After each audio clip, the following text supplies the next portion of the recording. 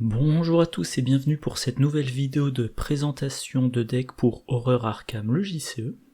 Alors, un peu en retard par rapport à ce que j'envisageais, et ce que j'envisageais était déjà bien en retard par rapport au planning que j'avais donné quand j'ai commencé à traiter le cycle La Cité Engloutie. Bon, et ben c'est comme ça, hein. Pour faire les vidéos il faut que j'ai le temps, que je prenne le temps. Il faut que j'ai du temps libre, que je prenne ce temps libre spécifiquement pour cette activité. Il faut que je sois motivé. Il faut aussi que je filme des vidéos qui soient exploitables. Par exemple, j'ai des enregistrements de parties. Je sais pas, je peux enregistrer 3 scénarios et je me rends compte que mes decks sont pourris et je me dis ça sert à rien de diffuser ces vidéos-là, ou alors j'ai enregistré les 2 premiers scénarios et j'attends qu'un bug du site sur lequel je joue soit corrigé. Bon, voilà. En tout cas aujourd'hui, dernier investigateur du cycle La Cité Engloutie, donc dernier investigateur d'une boîte que j'ai à traiter avant d'essayer de m'attaquer aux investigateurs parallèles.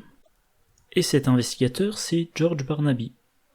Alors j'ai commencé à le jouer, j'ai dû jouer au total 3 decks différents avec lui.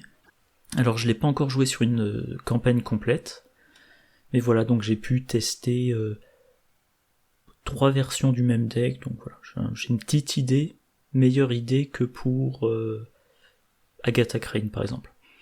Donc George Barnaby, 2 de volonté, 4 d'intelligence, 3 de force, 3 d'agilité, 7 points de vie, 7 points de santé mentale, trait municipal et vagabond. Je l'ai jamais capté, c'est amusant qu'il soit... que ça soit un avocat vagabond. Bon, bref. La taille limite de votre main est égale au nombre de cartes face cachée sous George Barnaby. Limite de 5 cartes.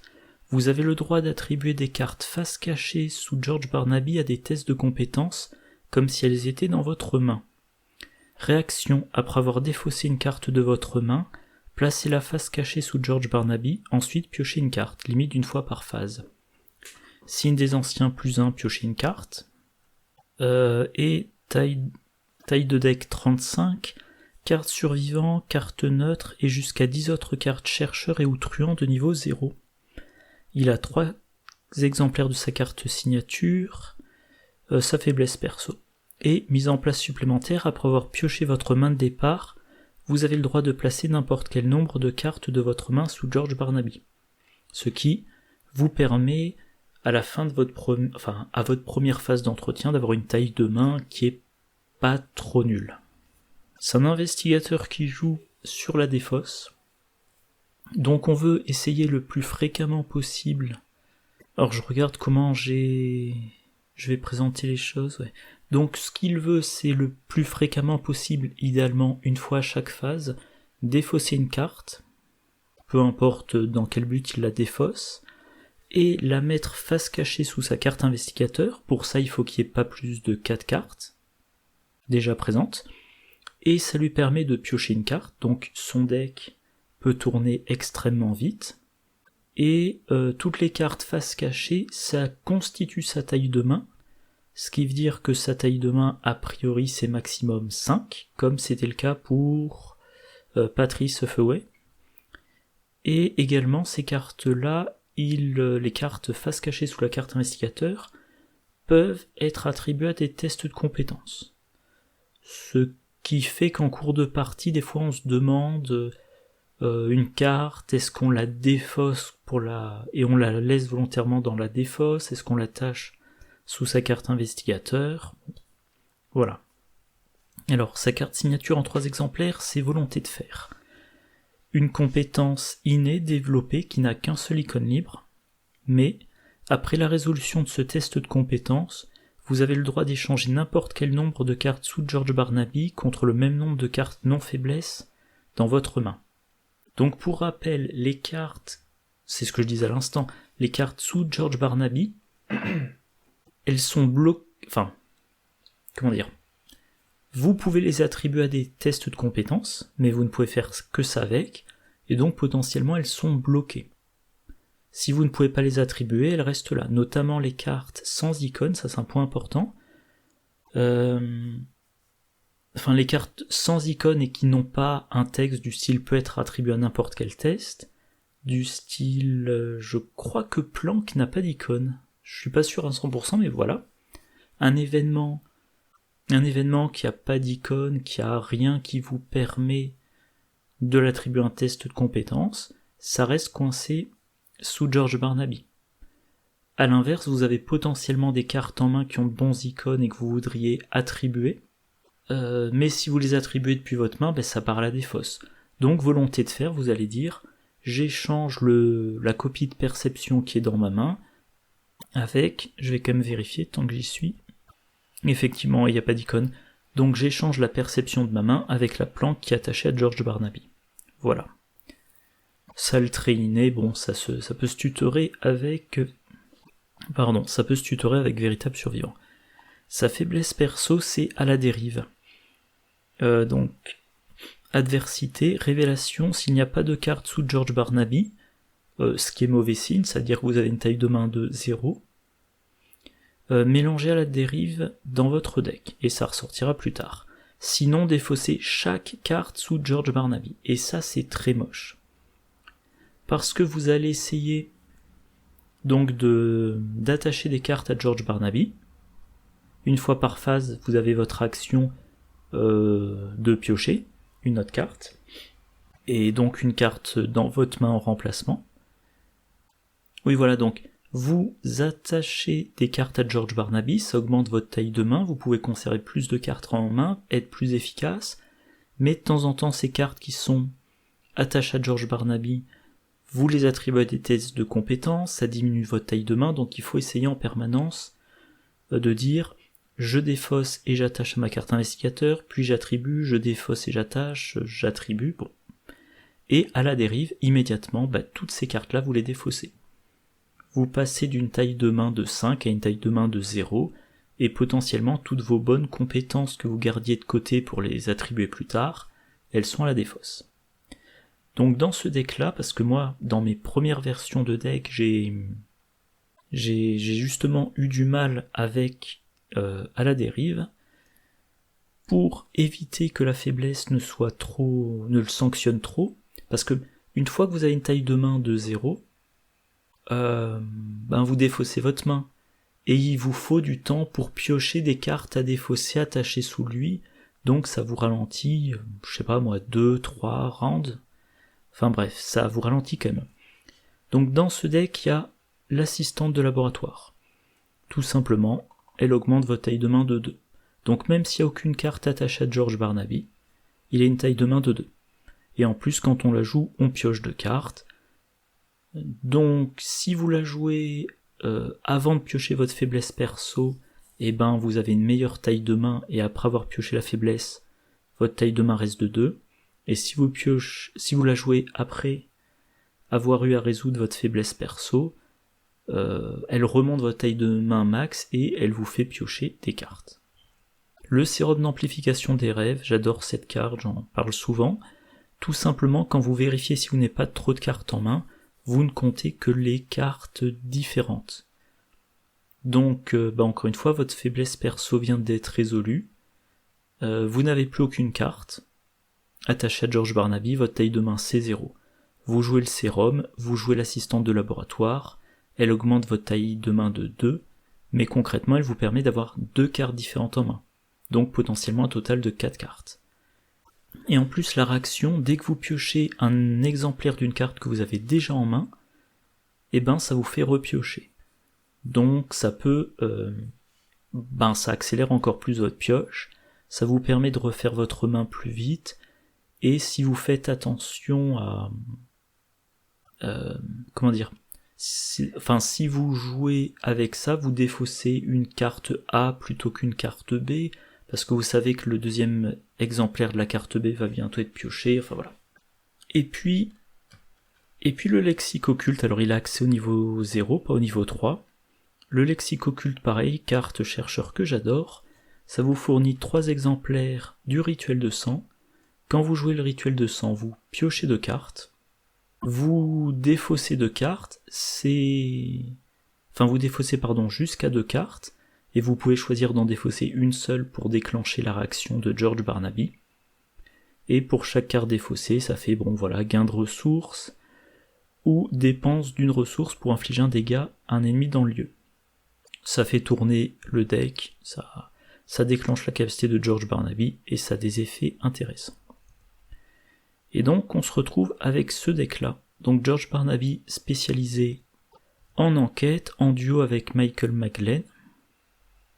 Je me souviens plus si quand j'avais présenté le deck de Michael McGlenn, j'avais mentionné qu'il était en duo avec ce deck-là. Total de 44 XP.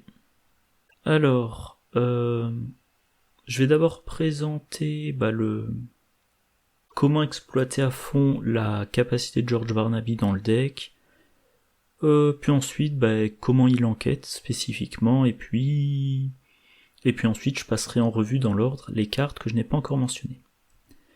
Dans ce deck déjà, on a apprentissage forcé. Permanent, limite de 1 par deck, acheté lors de la création du deck, augmentez de 15 la taille de votre deck. C'est donc un deck de 50 cartes. Lors de chaque phase d'entretien, au lieu de piocher une carte, piochez 2 cartes et défaussez une d'elles. Et il y a un truc tout bête avec cette carte-là. Vous défaussez pendant la phase d'entretien. À toutes les phases d'entretien.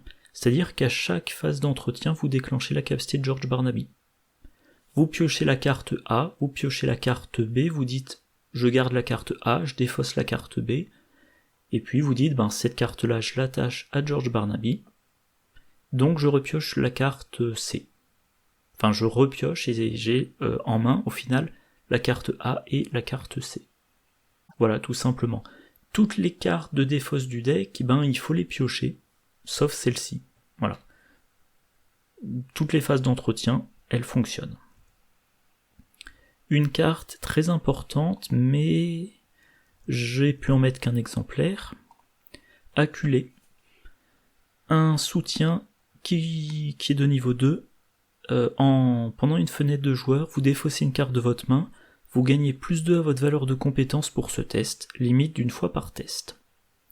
Donc voilà, vous pouvez défausser une carte de votre main à chaque test, pendant n'importe quelle phase, et donc chaque fois, vous avez la possibilité d'utiliser, chaque fois dans une limite d'une fois par phase, vous avez la possibilité d'utiliser la réaction de George Barnaby.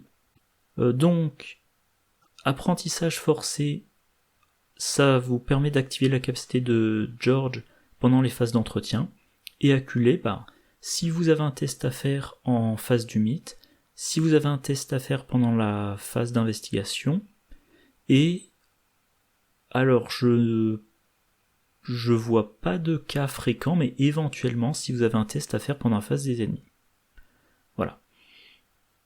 Et puis un +2, c'est toujours bon à prendre. Et il y a aussi un truc, c'est toujours bon à prendre, surtout que c'est polyvalent.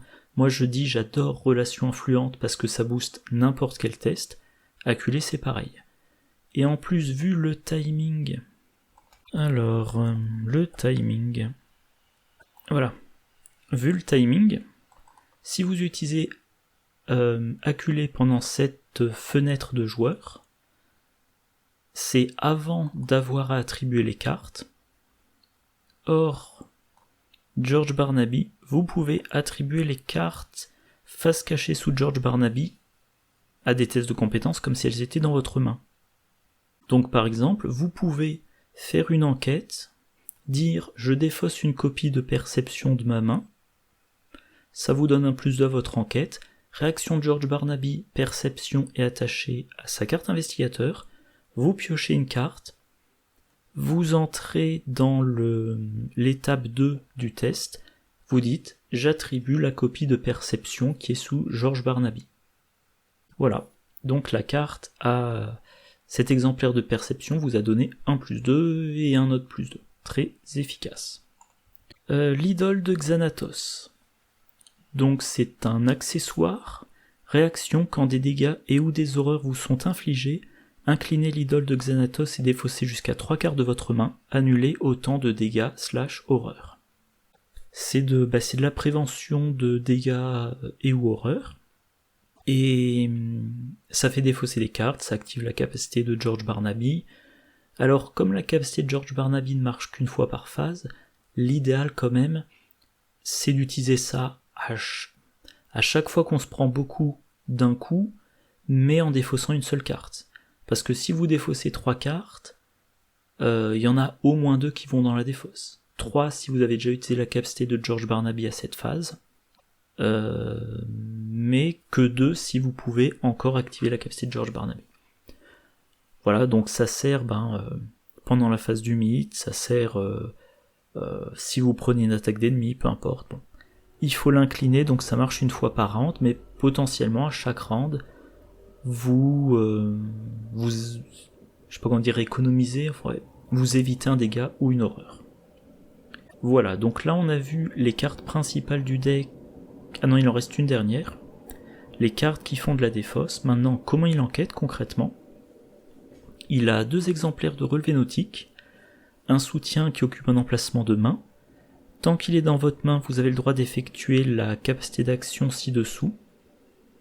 Si vous le faites, défausser relevé nautique au lieu de l'incliner. Ok, bon si vous le défaussez, capacité de George Barnaby. Donc action, incliner relevé nautique. Enquêter, vous gagnez plus en intelligence pour cette enquête. En cas de réussite, vous avez le droit de défausser une carte de votre main pour découvrir un indice supplémentaire dans votre lieu. Je me souvenais plus que ça s'inclinait, mais bon, bref. Vous avez donc un soutien qui vous fait enquêter à +1. Donc vous montez à 5, ce qui est bien. Vous montez à 5, vous regardez si vous réussissez votre enquête ou pas. Si vous ratez, c'est raté et votre soutien est incliné. Si c'est réussi et qu'il y a 2 indices dans votre lieu, vous envisagez de défausser une carte. La carte que vous défaussez peut déclencher la capacité de George Barnaby, mais l'idéal, on va dire la combo du deck en tout cas, c'est de défausser faire avec les moyens du bord. Parce que faire avec les moyens du bord, quand on le joue depuis sa main, certes on enquête contre un lieu à valeur occulte -1, mais quand on le joue depuis sa défausse, on a également un deuxième indice si on réussit l'enquête. Et si on joue depuis la défausse, ensuite on le remélangera. Donc voilà, vous avez 2 exemplaires de relevé nautique, 2 exemplaires de faire avec les moyens du bord, et l'idée c'est de dire j'enquête, j'ai réussi, chouette, je défausse un faire avec les moyens du bord, j'ai mes 2 indices. Et dès que je suis de nouveau dans un lieu avec au moins 2 indices, faire avec les moyens du bord, de jouer depuis la défausse. Voilà.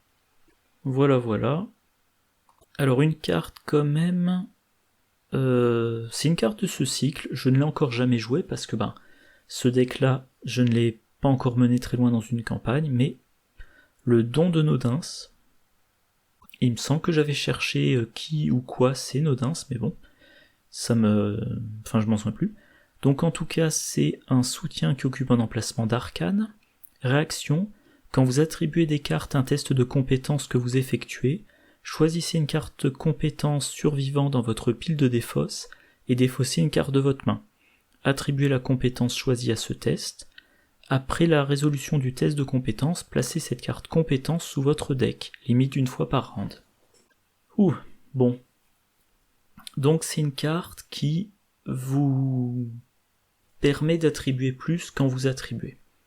Or, George Barnaby, il a la possibilité d'attribuer toutes les cartes qui défaussent. Potentiellement, il va défausser, on va dire 4 cartes par round, potentiellement, pas à tous les rounds, mais il peut défausser 4 cartes par round, entre Acculé, Idole de Xanatos, Relevé Nautique, Apprentissage Forcé, et il me semble qu'il y a encore quelques autres cartes, il y a aussi le don de Nodins. Bref, il a normalement plein de cartes à attribuer, et là, je vais y arriver, et là, quand il attribue une carte, qu'elle soit attribuée depuis la main ou depuis la carte investigateur, il va choisir une compétence qu'il attribue en plus, et cette compétence attribuée en plus, elle est ensuite replacée sous sa pioche. Et il pourra la repiocher plus tard. Vu qu'il pioche beaucoup, à noter aussi que quand on joue faire avec les mains du bord, on remélange sa pioche. Donc les compétences vont pas rester coincées sous la pioche. Et des compétences survivants, il y en a 2, 4, 6, 8. Voilà. 8 dans un deck de 50 cartes. Oh, c'est pas mal, hein, vu que le don de Nodins ne peut être utilisé qu'une fois par round. Bon, et ben maintenant on va voir le reste du deck. Hein. Qu'est-ce qui n'a pas encore été mentionné? Le sac à dos. C'est classique pour tutorer. Hein. Des objets, il y en a 1, 2, 3, 4, 5, 6, 7, 8, 9. Réserve abondante, ça le trait ravitaillement, donc ça fait 10. Ça fait 20% du deck. Voilà. 20%, ouais, une carte sur 5, et le sac à dos permet de tutorer parmi 12. Donc, ça devrait avoir de bonnes chances de vous donner des choses. Lawrence Carlyle, bien évidemment.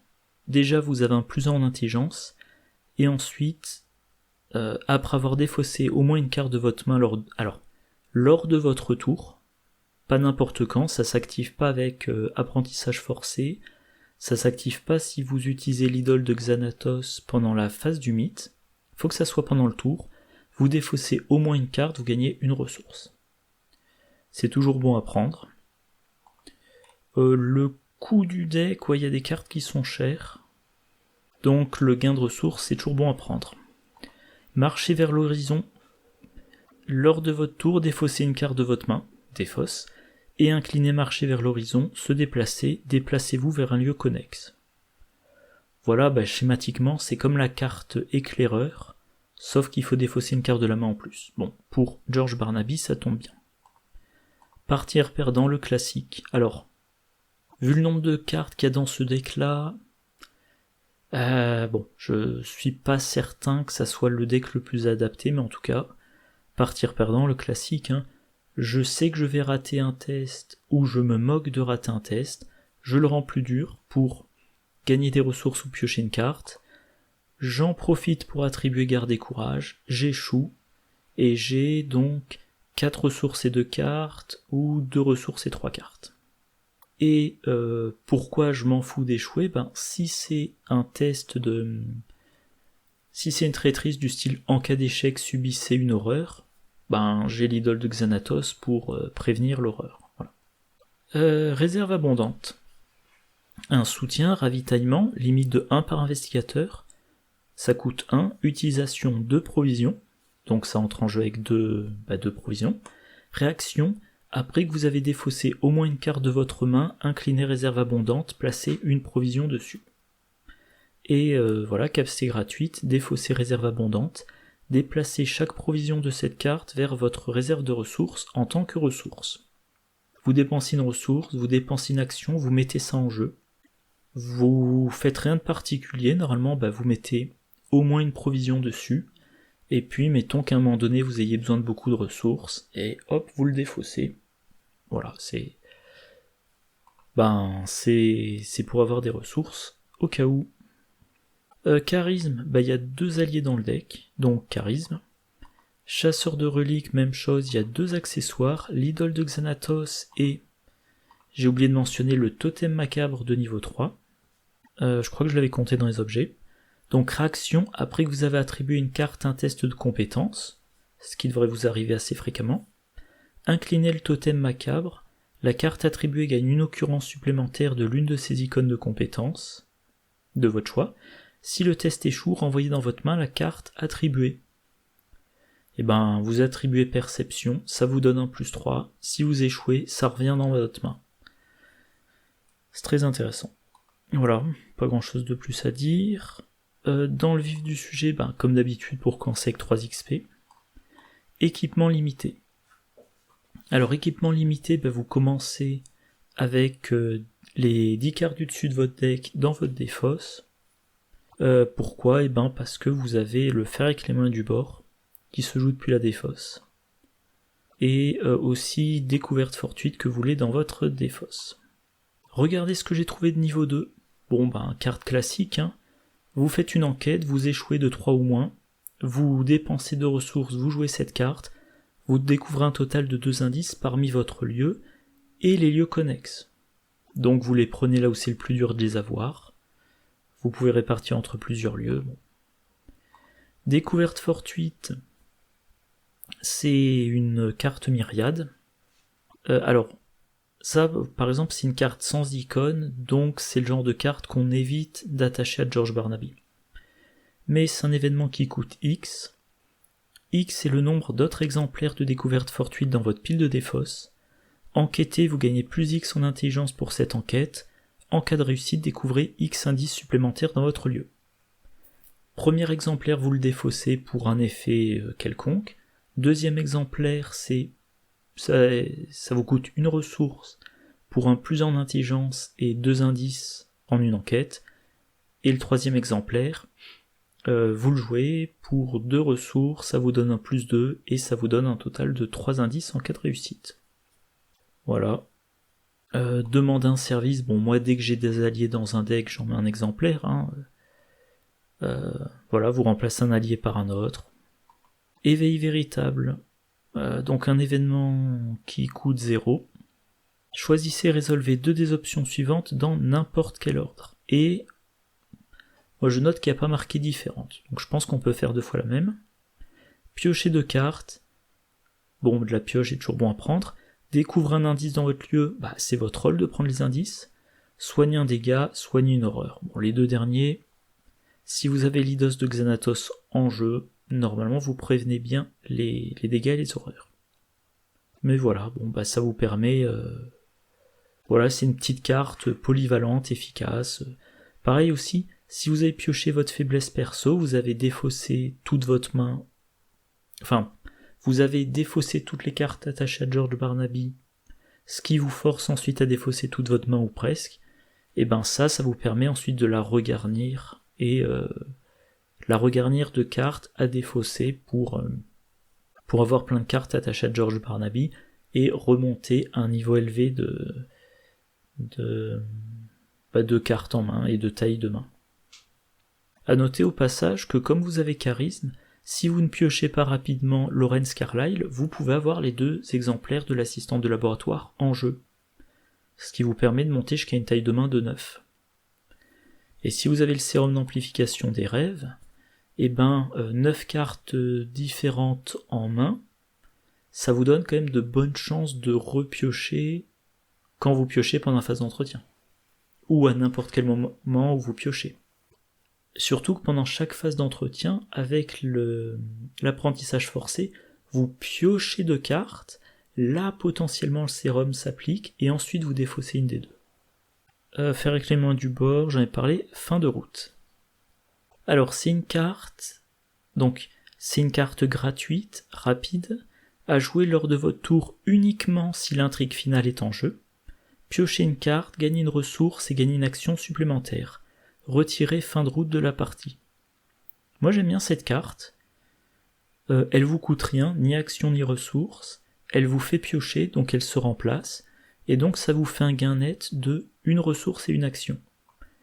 Mais vous ne pouvez la jouer que lors de la dernière intrigue, et donc ça peut être une carte morte pendant longtemps. Sauf que pour George Barnaby, il n'y a aucune carte morte, vu que toute carte en main peut être défaussée pour un effet. Alors si vous la défaussez et qu'elle part dans la défausse, c'est pas dit que vous l'ayez en main lors de la dernière intrigue, mais si vous utilisez la capacité de Barnaby, que vous donc l'attachez à votre carte investigateur, plus tard, volonté de faire vous permettra de la récupérer. Tout à l'heure je prenais l'exemple de planque, il y a aussi l'exemple de fin de route. On passe à la dernière intrigue, vous faites un test, vous attribuez volonté de faire, vous dites j'échange perception de ma main avec fin de route attaché à la carte investigateur. Et dans la foulée, vous jouez fin de route. Grappiller des provisions, vous choisissez une carte de niveau 0 dans votre pile de défausse et vous l'ajoutez à votre main. Toujours intéressant pour récupérer une carte qu'on a été obligé de défausser, par exemple avec apprentissage forcé ou un effet de jeu, ou une carte qui a été meulée par équipement limité. Et dans ce deck, on a quand même des cartes de niveau 0 qui sont très bonnes. Le relevé nautique, faire avec les mains du bord, découverte fortuite, le sérum, l'assistante, Lawrence, Carlyle, les compétences, enfin 12 compétences au total, etc. Alors recyclage, un sort gratuit, pas un sort, un événement gratuit, choisissez un soutien objet dans votre pile de défausse, et pour rappel il y en a pas mal. Choisissez une des options suivantes, retirez de la partie ce soutien et gagnez un nombre de ressources égal à son coût, ou jouez ce soutien en payant son coût. Ça c'est la carte qui vous permet de récupérer un relevé nautique dans votre défausse, si les deux ont été meulés par exemple. Une rencontre fortuite, c'est un peu la même chose avec les alliés. Vous avez perdu vos 2 exemplaires de Lawrence Carlyle, vous payez 3 et vous en mettez un en jeu depuis la défausse. Véritable survivant, vous renvoyez dans votre main 3 compétences innées de votre pile de défausse. Et des compétences innées, il y en a 2, 4, 6, 8, il y en a 11. Donc une carte sur 5 dans votre deck, à peu de choses près. Et donc, quand on combine comment on formule ça ? Enfin, le totem macabre vous permet de ne pas défausser une compétence si le test a été raté. Le don de Nodins vous permet d'attribuer une carte compétence depuis votre défausse. Voilà, véritable survivant qui vous permet de récupérer les compétences innées. Par exemple, volonté de fer, donc voilà, enfin vous avez vous avez de la bonne récursion de compétences. Les compétences analyse, ça vous donne qu'un +1, mais après avoir révélé le pion KO, vous pouvez reposer un indice sur votre lieu pour remplacer le pion KO, et vous le faites autant de fois que vous voulez. Alors, certes, vous perdez un de vos indices, mais si vous êtes en train de faire une action qui vous permet de gagner plusieurs indices, vous dépensez un indice pour vous assurer d'en gagner 2, voire 3. Ou tout simplement, c'est le test à ne pas rater. Voilà. Contemplatif, vous l'attribuez à une enquête ou un test de compétence lors d'une tentative de discussion. Alors, vu les 2 decks du duo, ça sera toujours pendant une enquête. Donc ça ne vous donne pas de bonus, mais si le test est réussi, l'investigateur qui effectue le test découvre un indice dans son lieu. C'est un petit peu comme une déduction, mais qui vous donne pas de bonus en intelligence. Justement, déduction. Dégourdi, ça vous permet de récupérer des cartes survivantes depuis votre défausse. Par exemple, le 3e exemplaire de découverte fortuite. Et le véritable survivant. Garder courage, le classique, je l'ai mentionné tout à l'heure. Perception, pareil. Regard acéré. Un icône, je me suis embrouillé entre libre et livre. Un icône d'intelligence. Un max attribué par test de compétence. Tant que regard acéré est attribué lors d'une action enquêtée basique, elle gagne 2 icônes d'intelligence et le texte. En cas de réussite à ce test avec une différence de 2 ou plus, découvrez un indice supplémentaire dans ce lieu. Un test à intelligence +3 qui vous permet de gagner 2 indices si vous réussissez au minimum de 2. Et évidemment ça se combine avec d'autres choses comme perception, comme déduction, comme le totem macabre, et une fois que c'est dans la défausse, on va essayer de l'attribuer avec le don de Nodins pour que ça parte sous la pioche, puis que ça soit mélangé dans la pioche, pour si possible être réattribué. Voilà. Alors le deck en début de campagne, qu'est-ce qu'il y a à noter ? Il y a plus d'outils d'enquête. Voilà. On a moins de cartes qui vont aider à utiliser la capacité de George Barnaby. On pioche plus lentement. On défausse plus lentement, donc on pioche plus lentement. Donc j'ai essayé d'avoir de la redondance dans l'enquête. Lampe torche x2, vieux porte-clés x2 et le relevé nautique x2. Alors, le catalogue de chez Schaffner, pour avoir des réductions de coûts, y a beaucoup d'objets dans le deck de début de campagne. 2, 3, 4, 5, 6, 7, 8, 9, 10, 11, 12, 14, 16 objets sur un deck de 50 cartes. Donc voilà, de nombreuses occasions de l'utiliser. Et en plus, un deck qu'on joue en binôme avec le deck donc de Michael McLean qui a un certain nombre d'armes à feu qui ont le trait objet. Donc c'est vraiment de l'économie de ressources pour les deux membres du duo. Les 3 XP c'est pour partir perdant, même si vu le nombre de cartes dans le deck, voilà, ça serait peut-être plus pertinent de mettre un charisme ou un chasseur de reliques à la place, à voir. Dans les événements, je commence avec 2 fois demander un service. Ah oui, et aussi méthode non conventionnelle. J'ai mentionné, on a beaucoup de soutien d'enquête, dont la lampe torche qui reste en jeu une fois qu'elle est déchargée. Et méthode non conventionnelle, ça permet de la recycler, on va dire. Vous jouez méthode non conventionnelle, vous défaussez une lampe torche vide qui est en jeu. Ça vous permet d'enquêter à plus 2 et de découvrir un indice supplémentaire si vous réussissez votre enquête.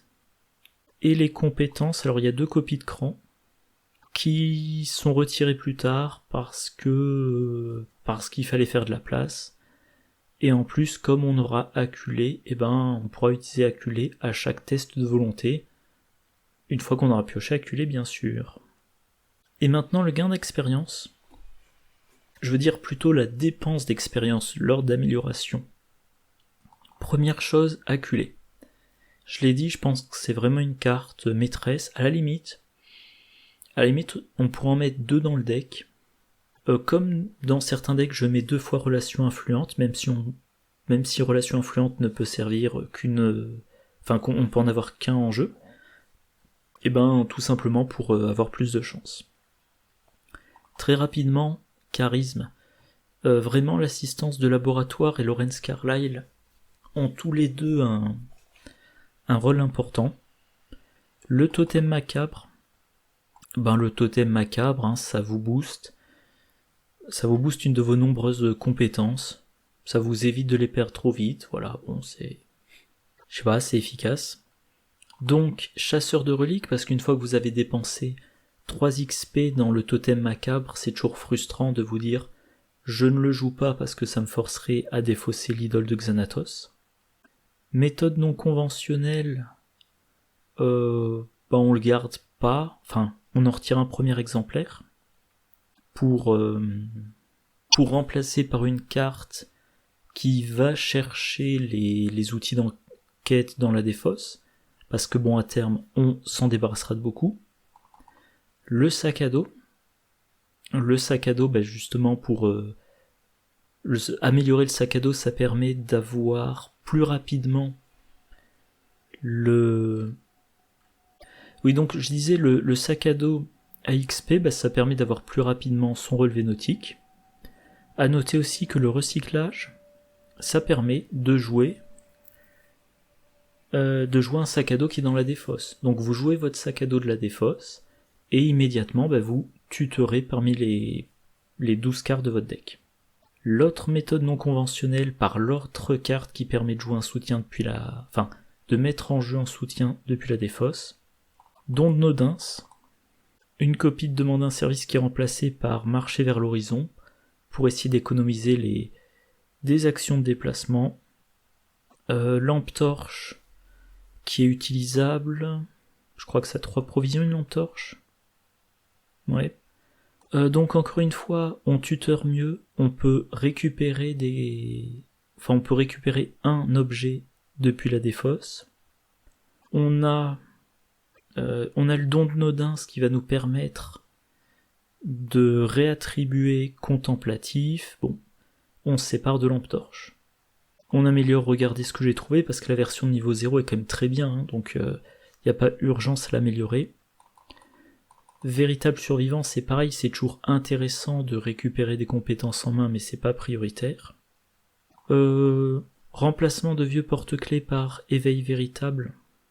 Éveil véritable, potentiellement, c'est des indices sans test. mais le sac à dos, pardon, pas le sac à dos, le vieux, chaque exemplaire du vieux porte-clés, c'est normalement 2 indices. Donc pareil, le vieux porte-clés c'est très bon, mais en fin de campagne, avoir une carte qui permet de dire je me moque complètement du fait que mon lieu a une valeur occulte de, je sais pas, 6 ou plus, c'est très intéressant. Mais pendant l'essentiel de la campagne, ça serait superflu. Et on finit par réserve abondante. Voilà. Alors réserve abondante, c'est dans le thème du jeu, c'est dans le thème du deck, je veux dire. Ça peut servir à porter des ressources, par exemple, vous avez le lexique occulte en jeu, grâce à Sérum d'amplification des rêves, vous avez accumulé les 3 exemplaires du rituel de sang dans votre main. Si vous n'avez pas assez de ressources, vous allez jouer le premier exemplaire du rituel de sang pour payer le deuxième, avec le troisième vous ferez qu'un dégât, parce que d'abord vous gagnerez une ressource, puis ensuite vous la dépenserez, et donc en jouant les 3, vous aurez seulement 3 dégâts. Grâce à réserve abondante, quand vous arrivez à la fin du scénario et qu'il faut vaincre un ennemi coriace, vous défaussez réserve abondante, vous avez idéalement vos 6 ressources, et vous dites, je peux enchaîner mes 3 copies de rituel de sang, et faire un total de 6 dégâts, à n'importe quel ennemi, à n'importe quels ennemis dans le lieu, répartis comme je le souhaite, pas d'attaque d'opportunité, etc. Enfin, c'est un exemple d'utilisation. Ça peut aussi vous servir si tout simplement il y a un effet de jeu qui vous demande beaucoup de ressources. Voilà, donc la carte est intéressante mais pas transcendante, donc c'est celle qui est ajoutée en dernier. Et voilà, on obtient ça. Et je sais pas, j'ai pas particulièrement de remarques finales à faire. Bon, j'ai mentionné en cours de vidéo des trucs qui peut-être pourraient être un peu changés. Acculé, ça serait intéressant d'en avoir un deuxième exemplaire. Ah oui, un truc que j'ai pas mentionné, comme j'ai préparé cette vidéo il y a quelques temps, la liste des tabous c'est l'avant-dernière, celle d'octobre 2024. J'ai vu que sur le site, il y a la toute dernière, celle du 11 juillet je crois. Mais bon, je me suis dit je vais finir ce cycle de présentation de deck avec la liste des tabous avec laquelle j'ai commencé ce cycle. Et pour mes prochaines présentations de deck, j'utiliserai la version la plus à jour de la liste des tabous. Voilà, donc je disais, partir perdant c'est peut-être superflu, c'est vraiment très dilué là-dedans. Réserve abondante, je sais pas, c'est peut-être remplaçable par autre chose de plus... comment ça s'appelle déjà ? Écrit cryptique amélioré par exemple. Voilà. Oui, bon, j'ai déjà fait plein de fois la réflexion. Maintenant qu'on a une version de niveau 2 d'armes improvisées, on peut espérer avoir un jour faire avec les mains du bord de niveau 2. Et puis voilà. Et puis je crois que c'est tout. Ah si, un dernier truc, donc en fin de campagne, George Barnaby, il a un seul type de soutien d'enquête, et comme il a aussi le lexique occulte, il est probable qu'il ait dans une main le lexique occulte, dans l'autre le relevé nautique, donc il est un total d'un seul soutien d'enquête. Et ce soutien d'enquête, il s'incline. Donc George Barnaby ne peut utiliser le relevé nautique qu'une seule fois par round, mais l'enquête avec le relevé nautique, plus découverte fortuite, plus faire avec les moyens du bord, plus contemplatif, plus déduction, plus regard acéré, plus perception, plus le bonus passif de Laurence Carlyle, totem macabre qui améliore les compétences, et le don de Nodins qui permet d'attribuer une compétence depuis la défausse. Je pense qu'il est quand même bien costaud en enquête. Alors encore une fois, je crois que je n'ai pas dépassé le 2e scénario du cercle brisé avec lui. Pas parce que j'ai perdu, j'ai perdu J'ai perdu une campagne au deuxième scénario du cercle brisé, mais parce que, pour cause de bug, j'ai pas pu aller plus loin. Bon ben voilà, la vidéo a assez duré. J'ai le reste de mon café qui m'attend, donc je vais m'arrêter là. Alors comme d'habitude, n'hésitez pas à faire des remarques. N'hésitez pas à dire par exemple si vous trouvez que George Barnaby est particulièrement adapté à un duo avec quelqu'un d'autre. Prochaine vidéo... Alors cette vidéo-ci va être en ligne, peut-être le jeudi 7, peut-être le vendredi 8. Si c'est bien le cas, je viens de mettre en ligne ma vidéo sur le classement des signes des anciens. Alors si vous ne l'avez pas regardé, c'est pas un classement de puissance, c'est un classement par type. Quels signes des anciens vous donnent un petit bonus numérique et rien d'autre, lesquels donnent un gros bonus, lesquels peuvent vous permettre de réussir automatiquement. Voilà. J'avais dit que je voulais faire mes autres classements, mettre à jour mes autres classements, mais je suis pas certain d'avoir matière à le faire. J'ai encore des vidéos de la campagne de Wendy et Marc à mettre en ligne. Pour les autres campagnes, j'attends de plus être bloqué. Le meurtre à l'hôtel Excelsior, j'ai fait plusieurs essais, j'ai filmé plusieurs parties. C'était toujours décevant, j'en ai gagné aucune. Je vais peut-être essayer de faire un deck aux petits oignons pour ce scénario et le jouer en difficile. Voilà, comme tous les scénarios indépendants, il n'y a que 2 difficultés, normale ou difficile. Il n'y a pas facile, il n'y a pas expert. Ouais. Donc à voir. Et puis par contre, les vidéos sur des jeux autres qu'horreur Arkham, là, j'aurai pas le temps cet été. Et par la suite, je serai trop pris par le boulot. Donc, on verra en 2026. Bon, c'est tout pour aujourd'hui. Moi, je vous souhaite une bonne journée, une bonne soirée, de bonnes parties, et je vous dis à la prochaine. Au revoir.